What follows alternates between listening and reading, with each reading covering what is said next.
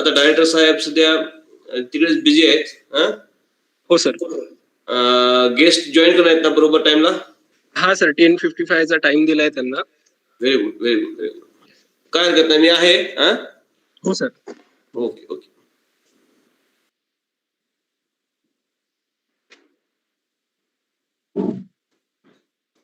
आता मी सगळ्यांना रिमाइंडर पण पाठवलंय.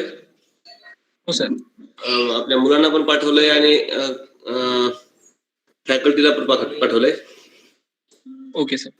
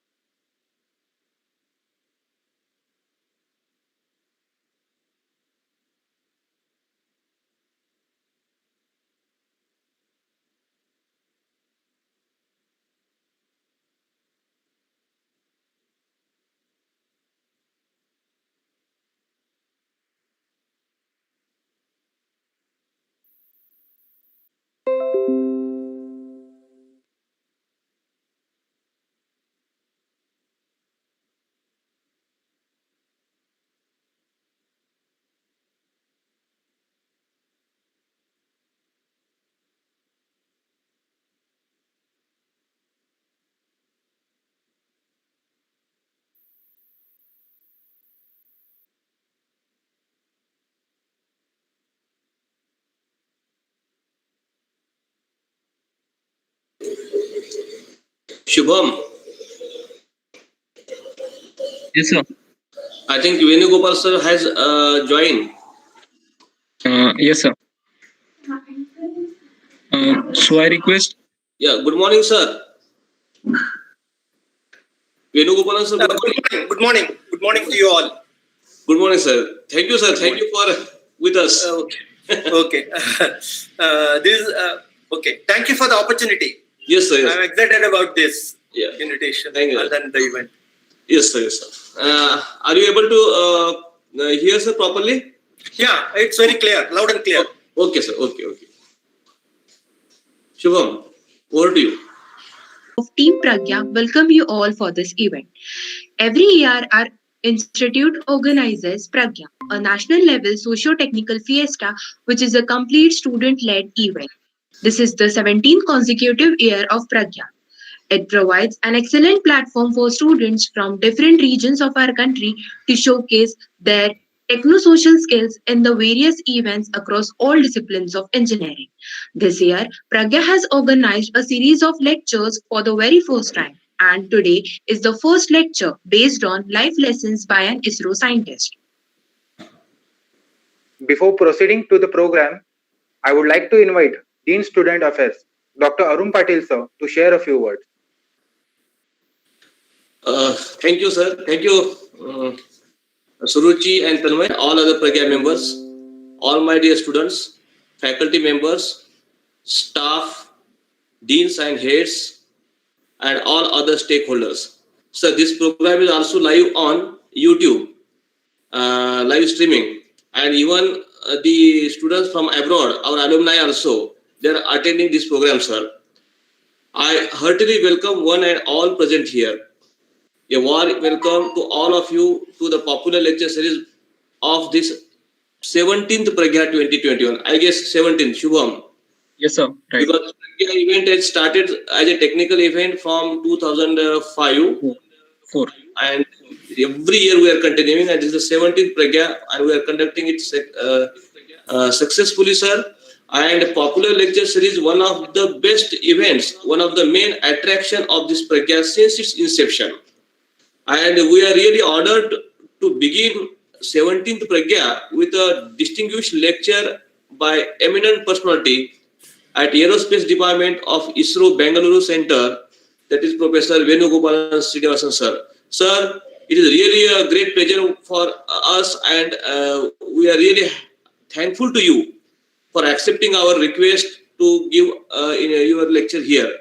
Ours is the Autonomous Institute of Government of Maharashtra, and and this autonomy was given to us. At that time, the chairman was F.C. Kohli sir, who was TCS chairman. And under his chairmanship, there was a committee of giving autonomy. And first autonomy was given to only 4 institutes in Maharashtra.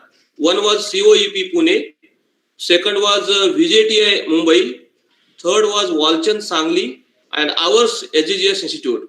So, and our unique identity is all the faculty of our institute, sir, are PhD from different IITs and TFR. That is one nice feature. Based on that academic power, strength, autonomy was given to you, sir. And hopefully some of the speakers will certainly throw a light on the progress of the institute, I am sure. Now, to all those who are joining this PRAGYAA event, friends, this platform let you know how to apply power of your mind, how to give your talents to the society, to the world. For here, this is a national institute, national event, and all the institutes from India, they participate in this. So I don't take too much time now. Just जाते जाते एक शायर का एक शेर है. Just let me just put that शेर in one line. शायर ऐसा कहता है कि ले दे के अपने पास फकत नजर तो है, ले दे के अपने जिंदगी को किसी और की नजर से हम हमारी नजर से देखें जिंदगी को, हम हमारे खुद की प्रज्ञा से इस दुनिया को देखे और खुद का contribution they they. I am sure you will get a lot of insightful. Thank you, sir. Thank you. Okay. Thank you. Is this program? Yeah, now Tanmay. Thank you, sir. Now, I'd like to invite the Chief Coordinator of PRAGYAA and the Technical Secretary of our institute, Mr. Shubham Goti, to briefly introduce us about PRAGYAA.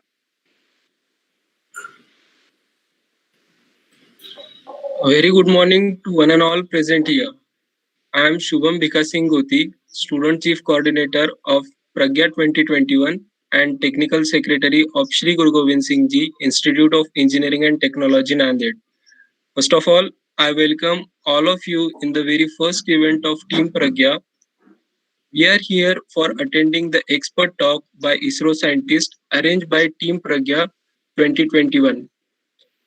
For more clarification of our respected guest and the innovative minds of SGGS INT, I want to add some of the points about the PRAGYAA. So, sir, PRAGYAA is the national level socio-technical fiesta of Shri Guru Gobind Singh Ji Institute of Engineering and Technology, Nanded. It is the biggest socio-technical fiesta of Marathwada region. PRAGYAA provides a platform to students from all over the India to elaborate their skills in various fields such as technical, non-technical, social, and many more. Every year, lot of participants visit SGGS college from all over India to elaborate their skills during the PRAGYAA. After starting in 2004 and 16 successful consecutive years, it's 17th time that we are going to arrange PRAGYAA. It's the first time we are arranging the lecture series in different fields so that student can get the maximum benefit from the lecturer and to enhance their knowledge. Every year, we arrange 40 plus events of various fields for the students.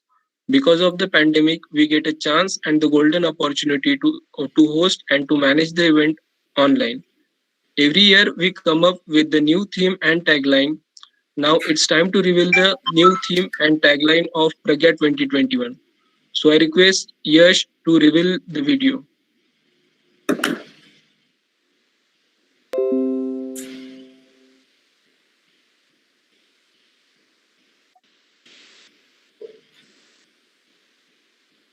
Yash.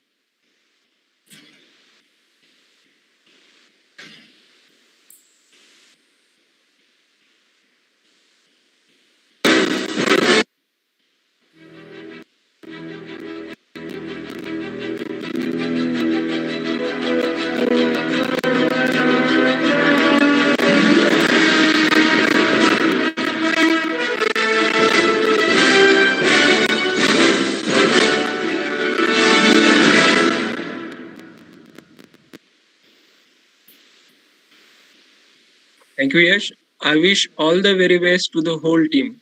Thank you, sir. Thank you, Shubham. Each year, Pragya come up with an exhilarating theme and tagline. This year, our theme is Spread No with a tagline It All Starts With You and a hashtag Each Skill Matters, which aspires at the creativity and the uniqueness of the students.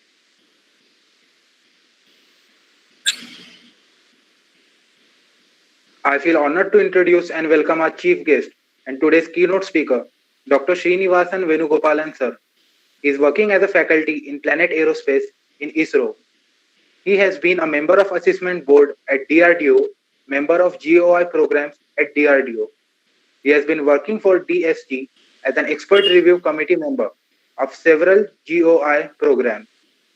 He has 40 years of experience in design, development, and engineering of batteries for defense, space applications, electric vehicles, and other industrial uses. He has been a part of Hindustan Petroleum Corporation's Green R&D Center, Bangalore, and also worked for Automotive Research Association of India, Pune. His work includes conceptual design, fabrication, characterization of nickel-cadmium batteries, fuel cells, and establishment of production facility for lithium-ion cell manufacture. There is a lot to mention about Dr. Venugopalan sir. We are immensely honored by his gracious presence. So without further ado, I now welcome Dr. Srinivasan Venugopalan sir to share his journey and address by his words.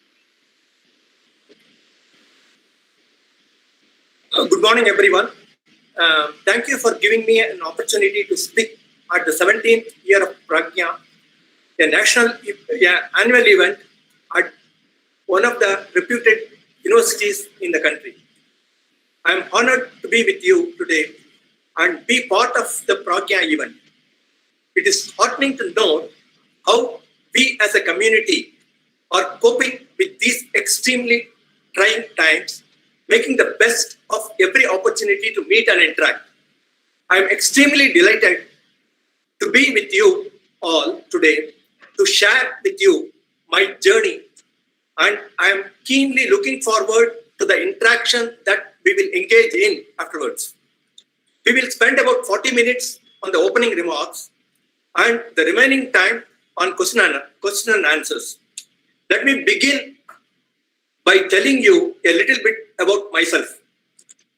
One word that defined my entire professional life is batteries.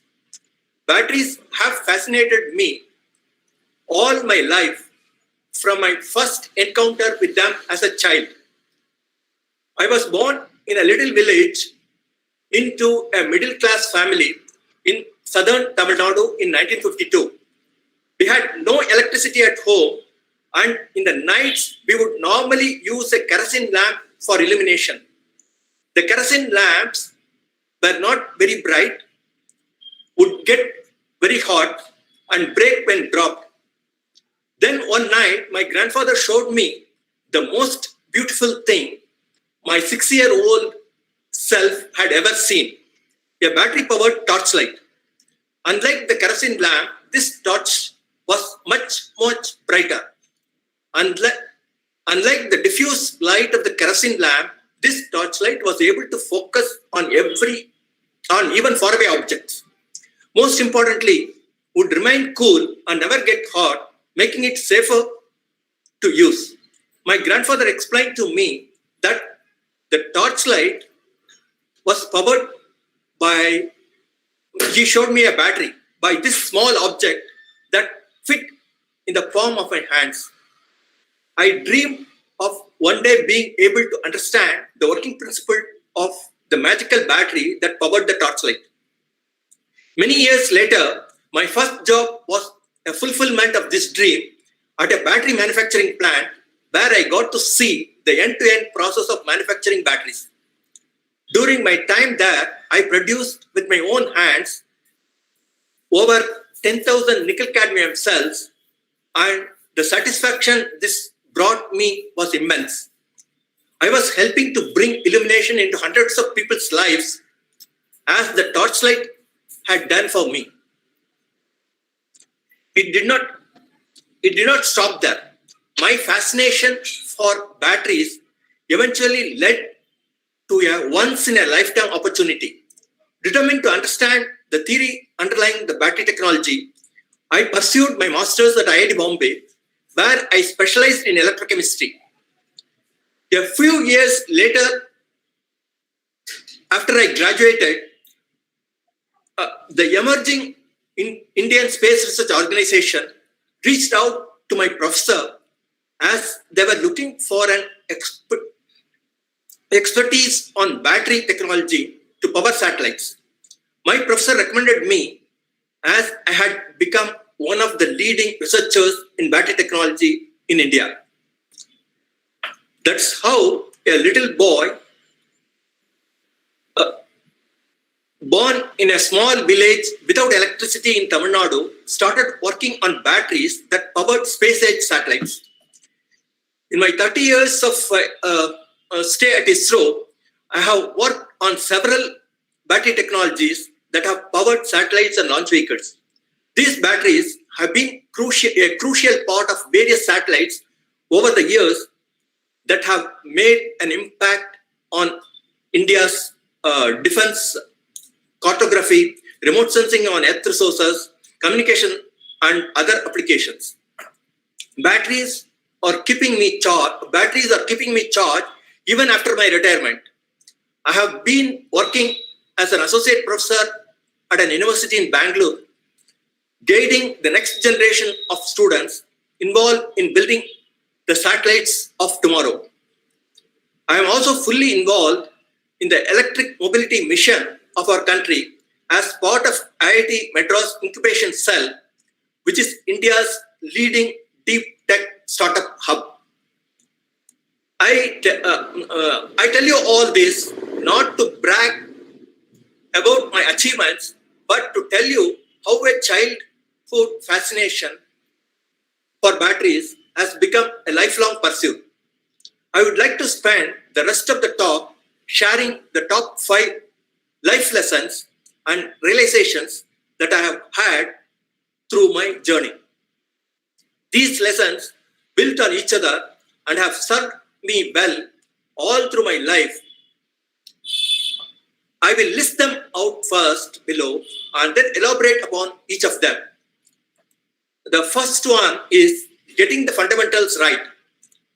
The second lesson is being fearless and challenging authority.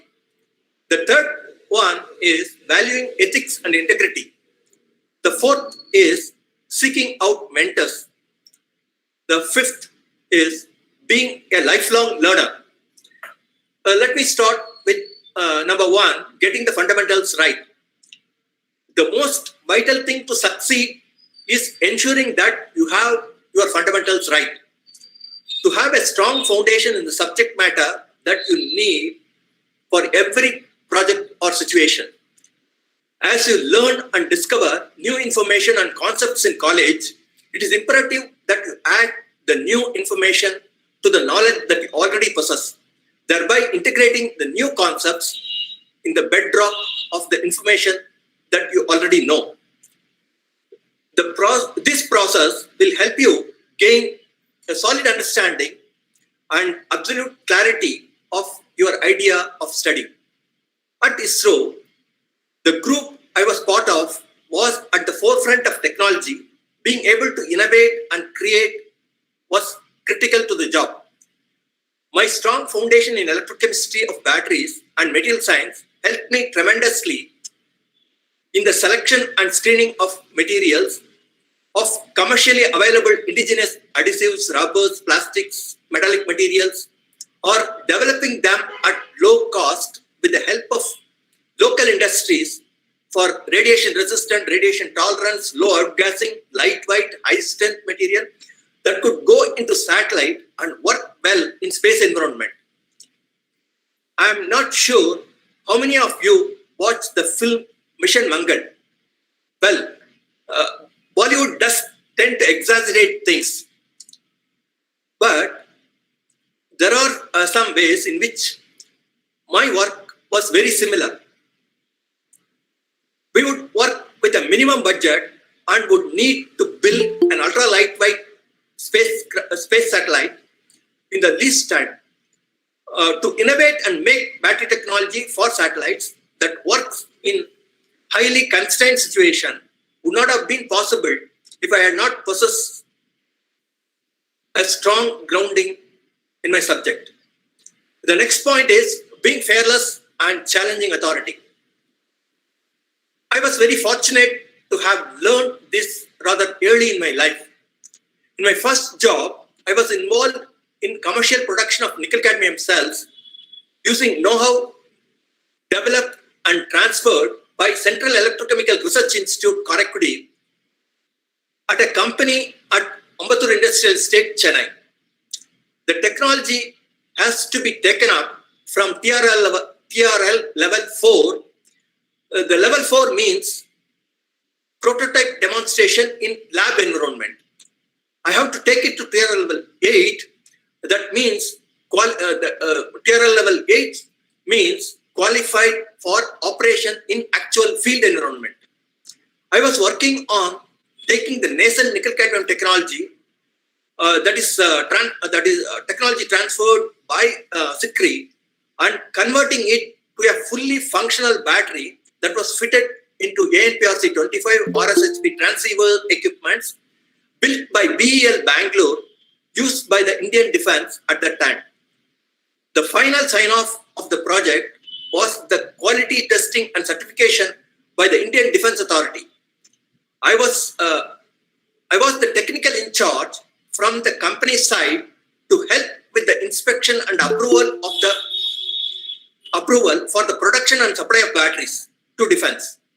One of the basic requirement of the nickel cadmium cells was life cycle testing. Life cycle testing means measuring the capacity in terms of number of charges or cycles that it can provide during its lifetime. Okay. Now, the testing inspector had a standard procedure of charging batteries for 16 hours in conducting the test. However, when they followed the standard procedure adopted from UK, USA, UK and USA, the advanced high efficiency cell that we had developed at the industrial estate, Ambattur industrial estate in Chennai, started to heat up and spew electrolyte, leading to degraded performance. I was quick to identify the issue was overcharging of the cells. The cells need a charging of just 12 hours. Overcharging them lead to complications.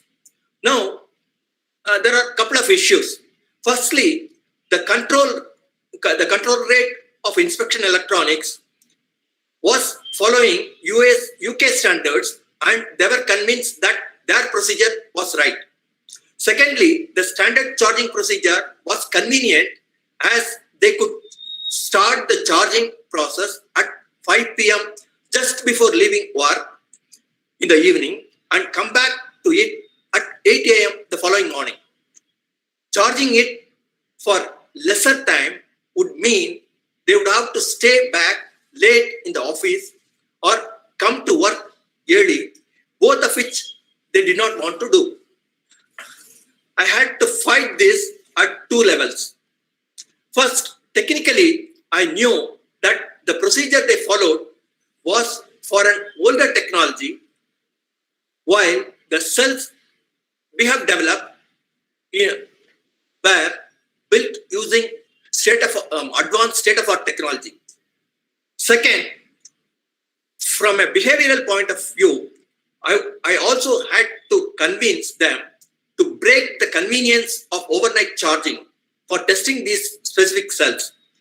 I was then a young college graduate, and I could have been easily dismissed as being inexperienced.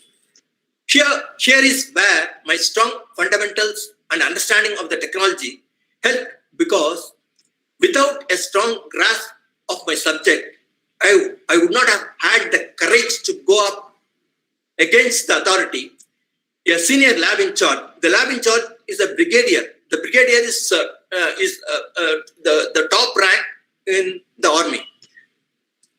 Okay, I put forth my opinion fearlessly, and I could do this only because of my convictions. Finally, I had my way and emerged successfully. So never be afraid to challenge processes, rules, and authority. Thirdly, let me talk about valuing ethics and integrity. I can't stress the importance of ethics and integrity enough. All of us as children are taught to be honest, accountable, and responsible, but something along the way, these values get sidelined. Let me give you an example of how important it is to act with integrity. Any process of innovation and creativity will constantly encounter mistakes. Take, for example, accidental or momentary short circuit of the cell, or dropping of a flight nickel cadmium battery or any battery system over a small distance, or hitting the cell against a hot surface, causing a minor dent on the surface of the cell at any point of time during battery assembly and testing. It might seem like a small mistake that would go unnoticed, but the effect is revealed at a much later period, causing catastrophic damage.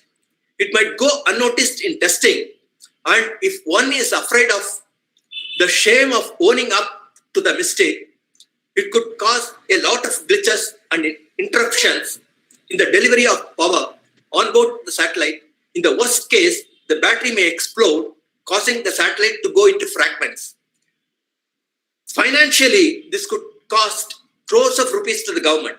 But even worse, if this satellite was used by Indian Army, it could break the communication link of soldiers in the battlefield, leaving them stranded and endanger the life of soldiers on the border. What might seem like an innocuous mistake could easily cause immense and irreparable damage. At ISRO, owning up to mistakes was an important value indoctrinated into all of us, and therefore, instead of feeling shameful about owning up to mistakes, one should feel proud about one's own integrity and honesty is saving a future catastrophe. It is never a good idea to trade off values for any short-term benefits such as favor or a promotion. Hence, have a very strong moral compass and stay true to yourself. Let us talk about number 4, seeking out mentors. We all need that one person or persons whom we approach when in doubt or to have clarity. There are great people all around us, pioneers who have tread the path that we aspire to tread. They help us think through and navigate hard decisions about life and careers. The earliest mentor in my life was my grandfather, who nurtured me, taught me maths and English, which he believed were the most important subjects for being successful at that time. My sister, who helped me to choose science. My professor, who guided me all through from my first job to my PhD. Mentors can be anyone. They could be a family member, peers, a friend, or a professor. One defining moment in my life was the choice to do masters. After completing my BSc, I was interested in pursuing a degree in engineering and took correspondence MA course influenced by my cousin.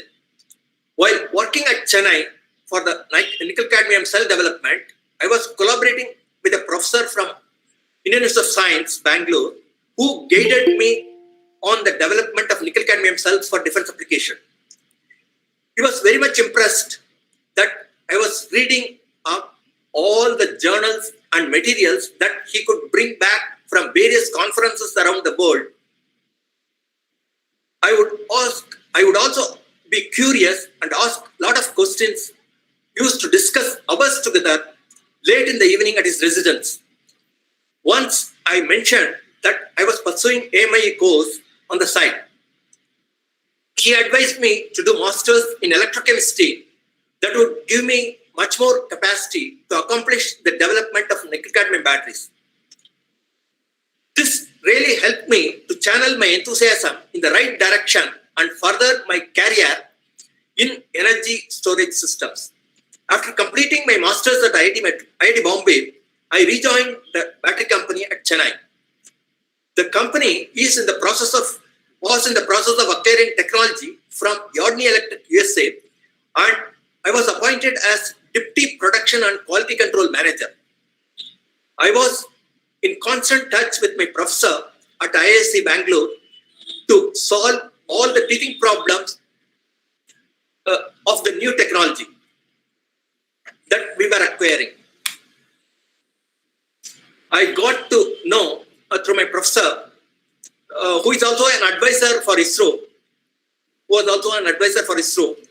that there was a need for a battery engineer at ISRO Satellite Center, Bangalore. That is how I applied and joined ISRO in the chemical battery section, which then gave me a lot of opportunities in life and exciting work. So mentors do come in all forms, and they can go a long way in shaping your life and career.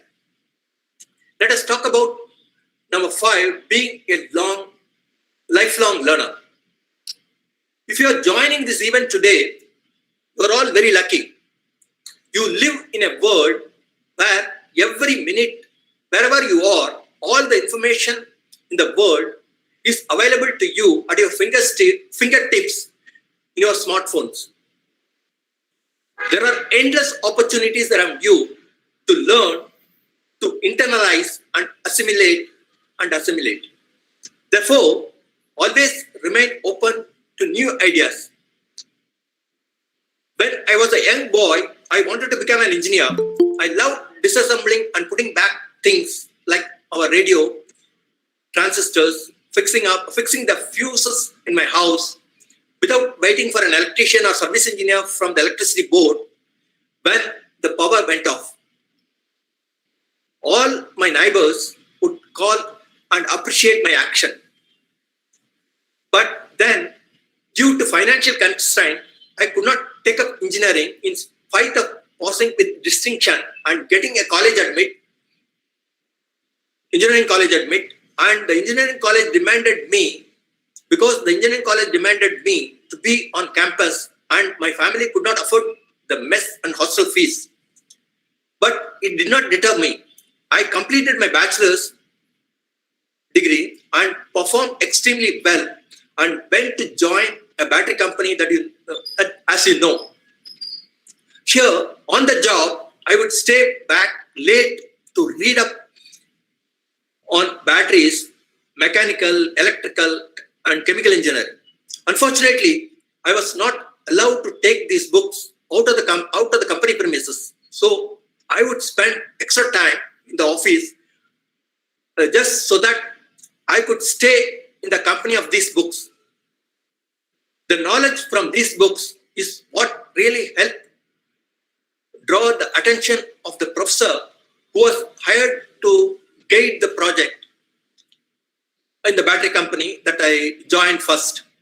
She chose me as the person she wanted to work with.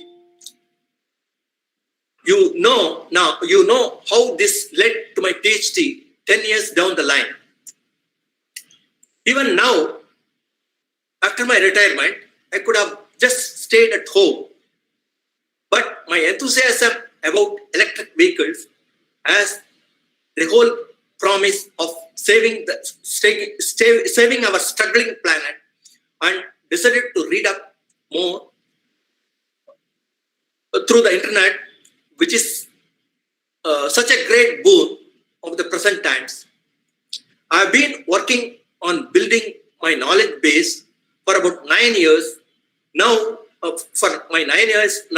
and I'm proud that though I'm close to being septuagenarian, I'm able to contribute my expertise to the development of electric vehicles in India. To sum up, in case some of you were asleep or missed some of the things that I touched upon till now, what I want you to take away are the following lessons. Getting the fundamentals right, being fearless and challenging authority, valuing ethics and integrity, seeking out mentors, being a lifelong learner.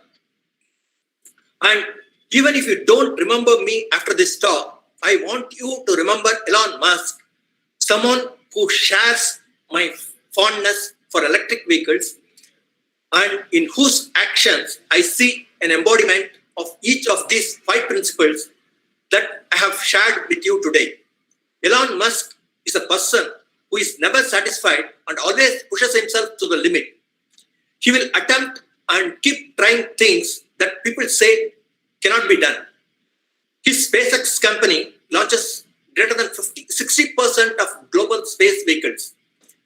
Tesla is number 1 in the area of electric vehicles and also high-performance electric vehicle lithium-ion cells in the world.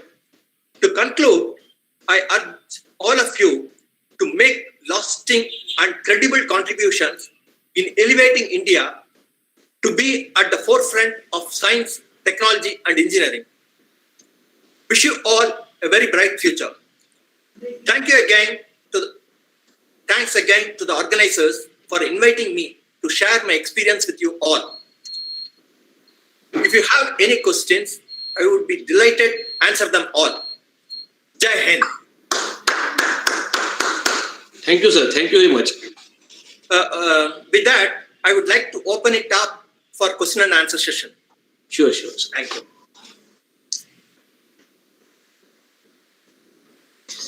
Anybody, people without fear, they can shoot the questions. Yeah, Tanmay. Okay. Thank you, sir, for your guidance. It was a wonderful experience you shared with us. The struggles you have faced with courage, unbreakable integrity, and ethics are truly inspirational. We are really glad to have your words today, sir. Thank you. It was indeed motivating. So now to proceed with the program, I'd like everyone to participate in the question and answer session.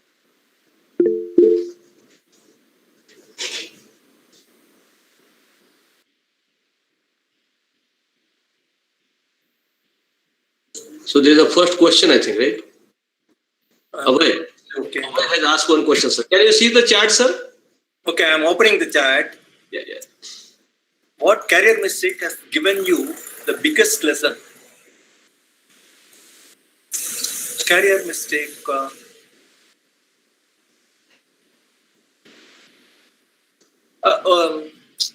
There is career mistake means it is only correction. It's not, you can't call it as a mistake I have done and then learn. So I was doing AMIE, but it was told by my professor that, see, you are working on batteries, you are interested in batteries. If you go, batteries are part of electrochemistry.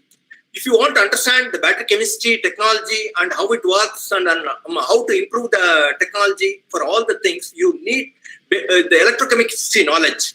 So the professor guided me to take up that. So I took it. So because I was doing AMI, and then it was mechanical or electrical I would have done, or electronics I would have done. But because I was interested in electronics, I would have done electronics. But that will not help in understanding the battery, because I was telling that I am interested in batteries. So to battery, is the most useful thing is electrochemistry.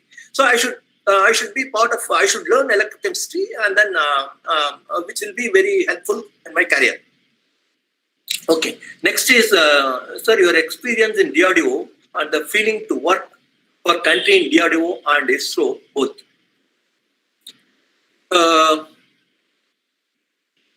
Say DRDO. Okay. I can tell about that.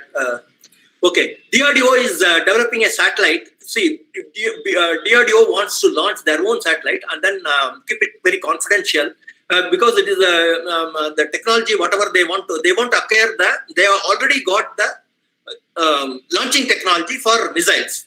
So the satellite technology or launch vehicle for the satellites has got 3 stages, 3 or 4 stages it can be there. But the launch vehicle for the missiles, it will be single stage or at the most 2 stages.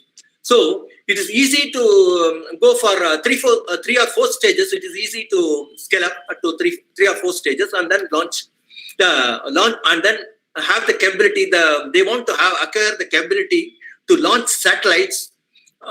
DRDO wanted to have that. So we were working on a satellite program, and then for that we were developing a satellite in PS University for them. And now they have learned, along with us, they have learned the technology to make CubeSats, and they will be continuing that. And they have established ground station, and now they know the technology because Abdul Kalam is from ISRO. Abdul Kalam established DRDO or RCA lab in Hyderabad, and then he is from Abdul Kalam is from ISRO. So the ISRO has given, and there are a lot of people he took along with him, and he could build an empire with them, and then that is how DRDO developed, and then its capability in making satellites and launch vehicles. Okay, what research do you prepare? For this role? No, I am mainly in batteries. So now what you need is, now electric vehicle has come. Why electric vehicle is a problem? Because you want range, you want fast charging, you want to be cheaper. So battery is the heart of the electric vehicle, and in future it is going to be it's a clean energy system. And then we want to avoid coal and coal power generation and then other things, and then we want to go for green energy. And then we want to go for electric vehicle instead of IC engines. So for electric vehicle, the battery is the heart of the system. So you have to develop a battery. But the present batteries have a lot of problems. They can't be charged very fast. We want charge. See, the IC engines the fuel can be filled in just 2-3 minutes. You can fill petrol or diesel in 2-3 minutes. But you will not be able to charge in 2-3 minutes. So what is to be developed is, in the research, whenever we are doing, the battery, whatever we are developing, should be able to charge in 2-3 minutes. We should be able to charge the battery in 2-3 minutes. That is one point. And it has to be cheaper and easily available material. We should develop a battery with locally available materials in India. And the next point is, it should have very high energy density to provide very long. Let's say if you take electric vehicle, IC engine vehicle, they will be giving a range of 400-500 kilometers in one filling. If you fill fuel full tank, that will give you 450-500 kilometers easily. And the similar thing should be achieved with battery. For that, what you need is, the main thing is high energy density, and then the acceleration, whatever you need. Let's say 0 to 60 kilometers or 0 to 100 kilometers, you want to achieve in 10 seconds. For that, what you need is high power. So we should be able to, the power density has to be there, energy density has to be there, and then we should be able to fast charge the things, and then it should have very long life. So if it is going to die in 1 or 2 years and things, it is going to cost more, and nobody is going to go for that technology, electric vehicle technology. So now, presently, what they are trying to develop, even Tesla, who is the world number 1, they are trying to make a battery which will last the life of the vehicle. So during its lifetime, you don't have to change the battery. That is, these are the research areas in which we are working. What is that next one? If somebody reads the other one, okay. What is the first win that made you are confident that you are doing the right thing?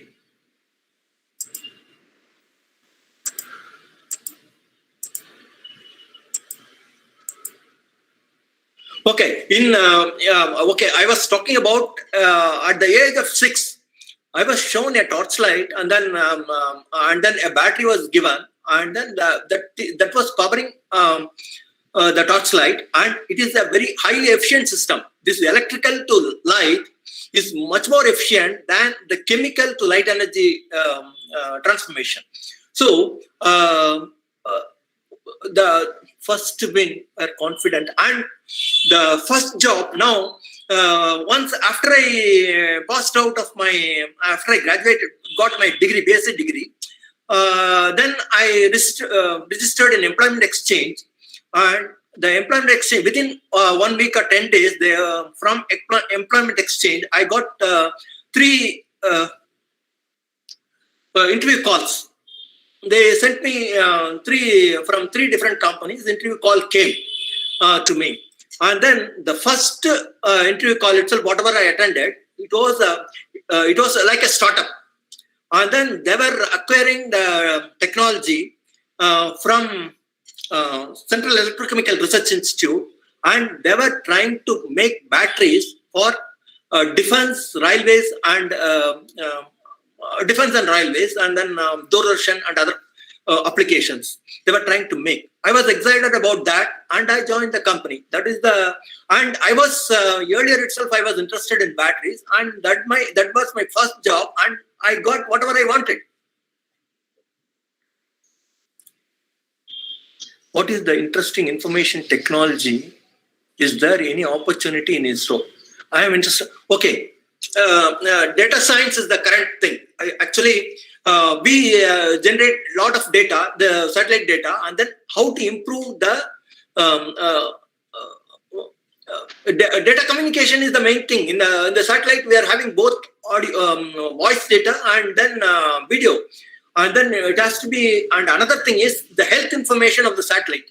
We have to acquire that over a period. We have to acquire that, and then we have to improve the performance of the satellite if you want to improve.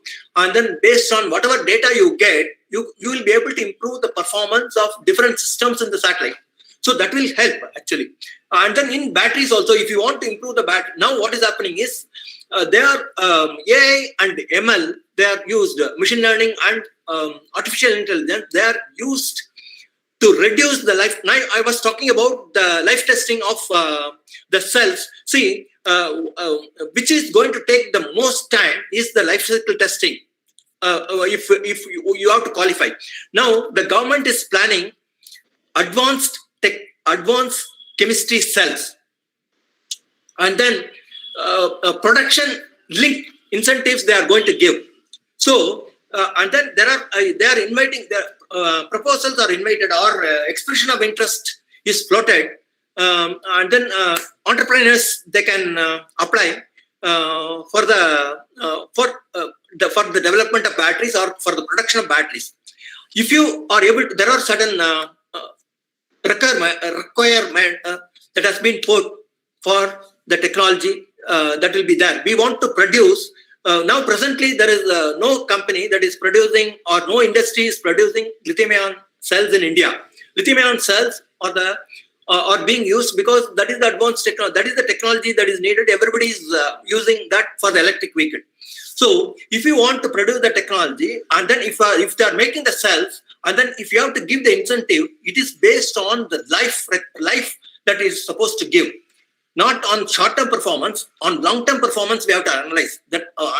Long-term performance, we have to assess the long-term performance of the batteries that is going to be produced under the government program, the government incentive program. And then based on that performance only, incentives will be given. But how to quickly assess the life of the cell?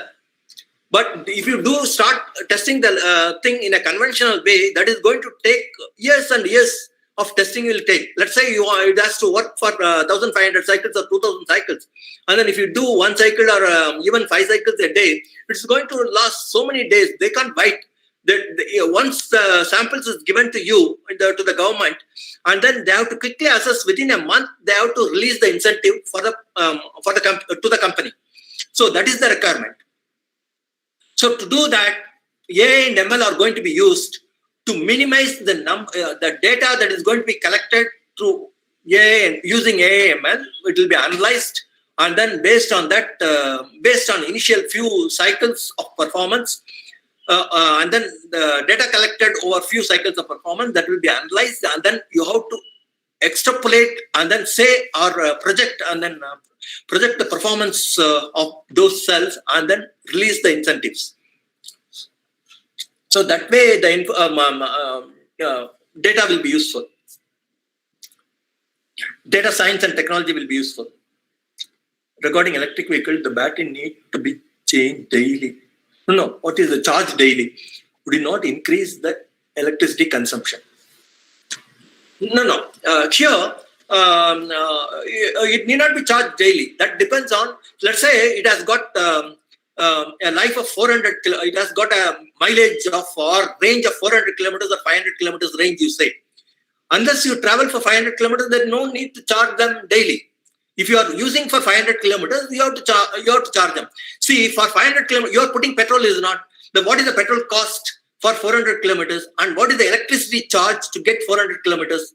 The electricity charge is 1/10. Whatever electricity charge consumption or electricity charge that is going to be there, charge for charging the battery, that is going to be 1/10 of the cost of petrol or diesel, or it's going to be like that. So if for a fleet operation, if they are doing, and then if they are using it for 400 kilometers, 500 kilometers a day, it may not charge. For personal costs and other things, there may not be a need to charge it daily, because you will not be traveling 400 kilometers a day. Okay, that answers. I want to know further clarification. Anybody wants, they can tell. They can ask me actually. How far India has come to go in terms of technology. about what technology, it's not very clear. If we are talking about spacecraft technology or battery technology is that it infancy, and then it is slowly being developed now. We don't have the technology. We have got almost now the technology for making battery packs for electric vehicles and other applications. That is there. That is almost we have acquired. But the technology for manufacture of cells that has started now, and it will be doing. If you are talking about spacecraft applications, now we have almost we can make our own satellites, and then we are making micro, mini, nano satellites for several applications.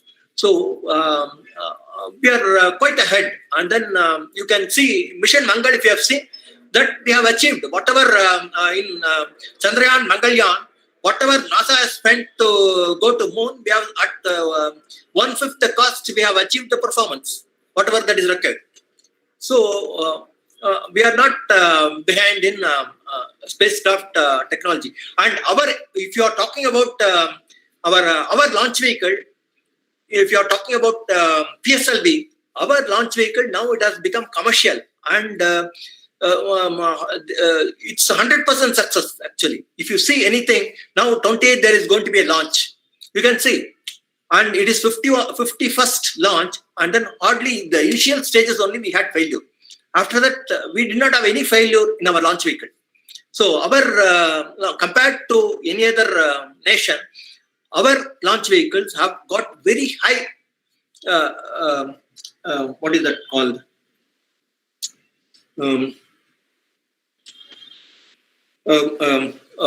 Okay.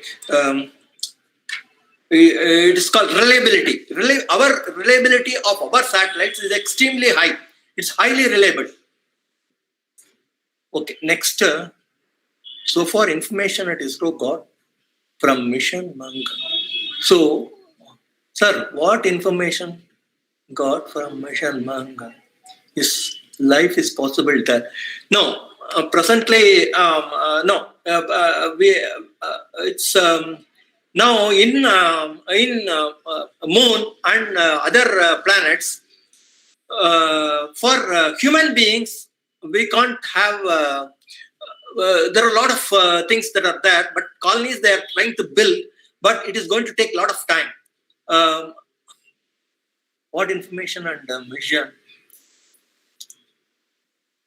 Say for human inhabilitation, what we are looking at is for human inhabilitation, whether it is possible in other planets or not. That is what is being done and explored by these missions.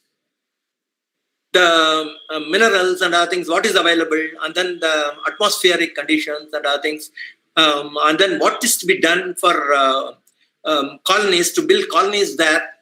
That is what we are looking at. Sir, can you give me some information about graphene batteries? Now,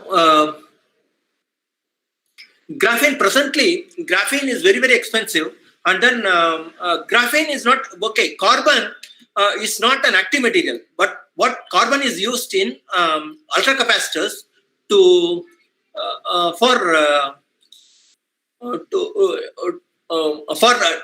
store static charge, and not it is called double layer capacitance. The graphene is used mainly for double layer capacitance in supercapacitors or electrochemical double layer capacitors, but not in batteries. But for batteries, this graphene is used only as an electronic conductor, and then is mixed with other active material to improve the electronic conductivity of the active material which is taking part in the reaction. So it is graphene is mainly used presently in batteries like rechargeable things like lithium-ion thing and other things as a conductive diluent, it is called, and it is not an active material by itself. So it is used to improve the conductivity of the material, electronic conductivity of the material, active material. Sir, what information ISRO got from Mission Mangal is possible? Okay. Yeah, what have come? What do you think about life on Mars? As Elon Musk said, uh, doing nuclear explosion, we can make it a living possible for human. So that is what we are trying to do. In all the missions, the main objective is to see the possibility of inhabitation of or for humans. That is what we are trying to achieve by these missions. What skills we should develop in us as per the requirement of ISRO to be an ISRO scientist? What I told was you should be very strong in your fundamentals. And then what is required in ISRO is the mainly any mistake, whatever you make. Now, let's say you have done something and then launched the satellite. After that, there is some problem in the satellite. You can't repair it. It's not possible to do that. So, because of that, whatever is there, 100% foolproof, you have to check and then repeatedly test again that there are no mistakes, and then it will work perfectly as per the design. That is what you should ensure before the launch. So the integrity of the people, whatever I told, some of the lessons I told is not, integrity is very important. And then integrity, honesty, all those things are very important. And then another thing is you should have the fundamental very strong in your fundamentals to work to work as a ISRO scientist, to become an ISRO scientist. And then you should be, once you are very strong in your fundamental, automatically the second point will come. You don't have to, if you are very strong in your fundamental or you are very confident, and then if you know about the thing, and then you can challenge anybody. And then ethics and integrity, I told. Okay. Sir, what actual implementation hydrogen oxygen fuel cell due to higher efficiency? Okay, because hydrogen oxygen fuel cells are mainly used in manned missions. Because there were in manned missions, they could not have it should work for much longer period. Let's say you take your in that it has to work for a longer time. If you put a battery and then the battery has to be charged, it will get drained in no time. The battery has got a limited storage capacity, and then it will be drained in no time. And then we will not, for longer missions and other things, hydrogen oxygen fuel cell is used. And then it is mainly used in reuse launch. This is what is the manned missions, where the mission duration can be more than a week or so. So, and then we have, for in all these missions, we have hydrogen and oxygen as a cryogenic at cryogenic stage. We are taking it for to propel the launch vehicle. As a propellant, we are taking it. Hydrogen oxygen is used as a propellant in the launch vehicle. Propellant for propulsion, it is used. So the part of it can be taken and then can be used in a fuel cell to power the launch vehicle also. So that is how it is used. But the efficiency is less than 60%. If you are generating 1 kilowatt of electricity, you are generating about 0.6 to 0.8 kilowatt of heat in that.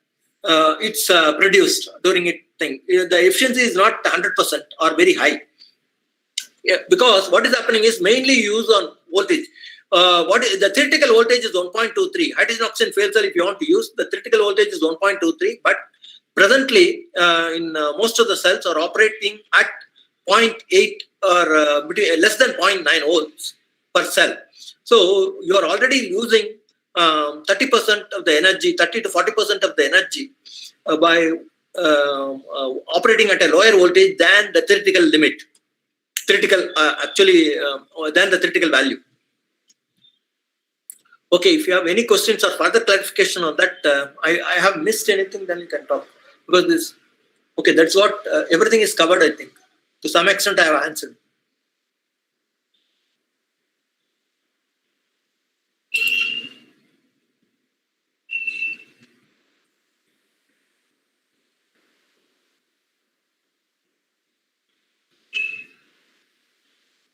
Okay, we are overwhelmed by the response, but due to shortage of time, we are close. Okay. Yes. Thank you, sir. Yes. Thank you. Thank you very much. We are glad you reserved a few minutes to field questions. Your answers were insightful. Really, thank you, sir. Okay. Thank you. Now, I'd like to invite the student joint coordinator of Team Pragya, Mr. Yash Kala, to propose a vote of thanks.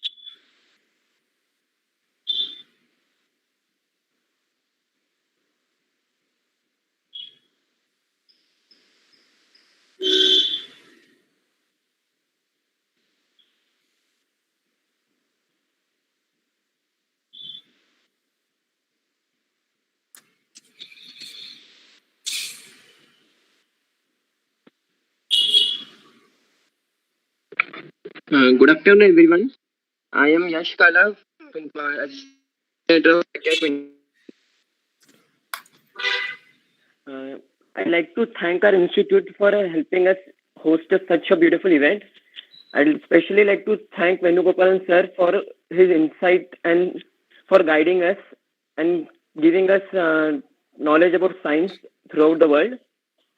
I'd also like to thank my peers who have helped me organizing this event, our technical secretary Shubham Ghuti and the rest of Team Pragya.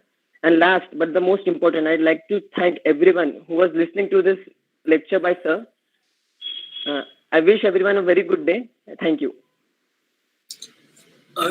Thank you very much. Bye.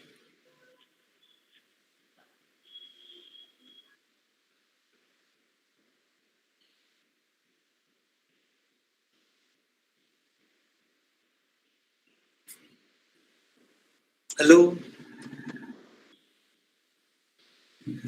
I would like to thank the organizers for inviting me to share my experience with you all.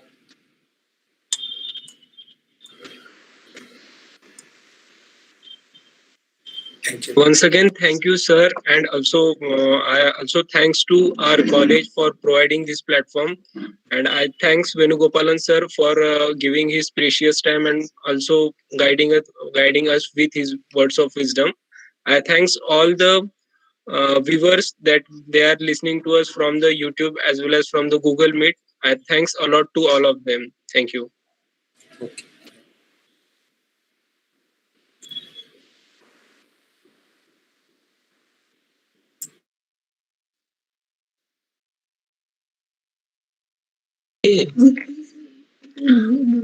With this, we are going to end this session. Once again, I thanks Venugopalan sir and Arun Patil sir for providing this platform. Thank you so much.